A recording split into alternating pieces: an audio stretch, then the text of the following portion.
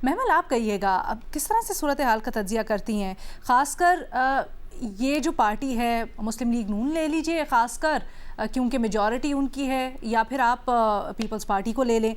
दीगर हुकूमतों के दौर में ये लोग कहते थे, तनकीद करते थे कि अगर पेट्रोल की कीमतें बढ़ती हैं तो उसकी ज़िम्मेदार हुकूमत होती है। अब यहाँ पर इसको जस्टिफाई किया जा रहा है जो इस वक्त आलमी तौर पर हालात बने हुए हैं। क्या आपको लगता है अवाम ये जस्टिफिकेशन सुनते हैं और समझते हैं, या फिर इसका एक खमियाजा होगा सियासी तौर पर जो हुकूमत को बर्दाश्त करना होगा?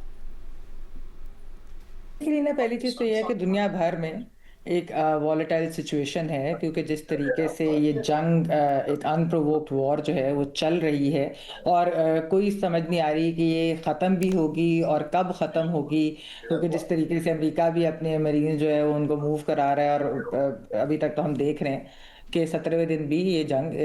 बहुत तेज़ी से चल रही है। अच्छा अरीना, अब इस पे ज़ाहिरी बात है इसका इम्पैक्ट दुनिया भर पे जैसे मैंने कहा आएगा, और लेकिन पाकिस्तान पर तो ख़ास तौर हमारे जैसे जो ममालिक हैं जहाँ पर ऑलरेडी इतनी ज़्यादा एक इन्फ्लेशन भी हो, फिर एक स्टेबिलिटी है लेकिन ग्रोथ उस तरीके से इकोनॉमिक नहीं है, और भी बहुत सारे हमारे मसाइल है, पॉवर्टी लाइन से कितने लोग नीचे रह रहे हैं। तो ये अभी एक पाइड की स्टडी आई है रिसेंटली,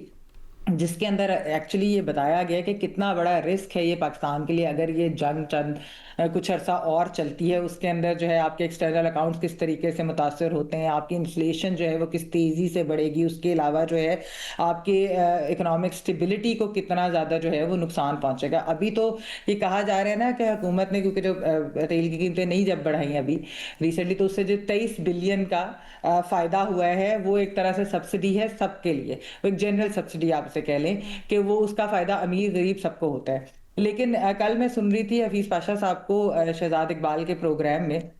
वो ये कह रहे थे कि जब ये प्राइसेस इस तरह बढ़ती हैं तो पाकिस्तान को जो जिस चीज़ का एक जो हुकूमत को बेनिफिट होता है वो है कि कस्टम्स ड्यूटी, और दूसरा सेल्स टैक्स की वजह से कोई उनके अंदाजे के मुताबिक 150 अरब का जो है वो फ़ायदा होगा अगर वो इस 150 अरब को ऑफसेट कर दें, और इससे जो है यानी कि लोगों को इसका अगर बेनिफिट दें और ऑफसेट वो करें जिस तरह BISP जैसे टारगेटेड प्रोग्राम्स है जो यानी कि गरीबों को बेनिफिट करे, तो उससे बहुत ज़्यादा जो है आवाम को फ़ायदा होगा। देखिए लीना, जो इन पेट्रोल की प्राइसेस बढ़ने से कीमतों से आपको पता है ट्रांसपोर्ट की भी फिर कीमतें बढ़ती हैं, उससे जो आपको पता है कि खाने में यानी फूड इन्फ्लेशन की जो हम बात करते हैं वो किस तरीके से वो प्राइसेस बढ़ती हैं। तो ओवरऑल एक इम्पैक्ट तो बहुत ज़्यादा होगा, महसूस भी होगा, और हमारे जैसे मुल्क जैसे मैंने कहा कि क्योंकि हम उस तरीके से तो हम कोई अमीर ममालिक के अंदर नहीं आते। जो चीज़ मैं समझती हूँ कि हुकूमत कर सकती है, एक तो ये जिस तरह जो हफीज़ पाशा साहब ने 150 अरब की मद में जो बात की, दूसरी चीज़ प्रोविंसेस जो हैं यानी कि सूबाई हुकूमतें जो हैं वो भी ये बर्डन वफाक का शेयर कर सकती हैं इस मुश्किल वक्त के अंदर। खैबर पख्तूनख्वा ने जिस तरीके से एक टारगेटेड सब्सिडी की, डायरेक्ट सब्सिडी की उन्होंने बात की है जो मोटरसाइकिलिस्ट को उन्होंने देने के लिए जो रजिस्टर्ड हैं, तो उसी तरीके से अगर बाकी हुकूमतें भी ये करें कि जो रजिस्टर्ड मोटरसाइकिल्स हैं या रिक्शा है उनको अगर टारगेटेड सब्सिडी उनको डायरेक्टली दे दी जाए, जिस तरह BISP वगैरह वाला होता है उनको डायरेक्ट मिल जाते हैं पैसे, इस तरीके से ये पैसे दे दिए जाए, क्योंकि ओवरऑल वरना वो आप पेट्रोल पंप्स के ऊपर ये चीज़ मैनेज करना जो है वो आसान नहीं होती। तो एक तो आप चीज़ ये कर सकते हैं। दूसरा अलीना, मैं ये ज़रूर कहूँगी, आप जिस तरह पूछ रही हैं कि हुकूमत को सियासी नुकसान है, वो चीज़ देखें, इस वक्त अगर मैं बात करूं कि पंजाब हुकूमत के ऊपर एक तनकीद हो रही है और बिल्कुल जायज़ तनकीद हो रही है कि जिस तरीके से उन्होंने कितना महंगा गल्फ स्ट्रीम जो उन्होंने जहाज़ खरीदा, और फिर उसके जो अखराजात हमारे सामने आए वो रिपोर्ट भी हुए कि किस तरीके से उसकी मेंटेनेंस के कितने खर्चे हैं, उसके पायलट्स जो हैं उनको कितने हज़ारों डॉलर जो है दिए जा रहे हैं। ये जो शाह खर्चियाँ की जा रही हैं, अगर इनके ऊपर कोई सवाल करता है तो आगे से पंजाब हुकूमत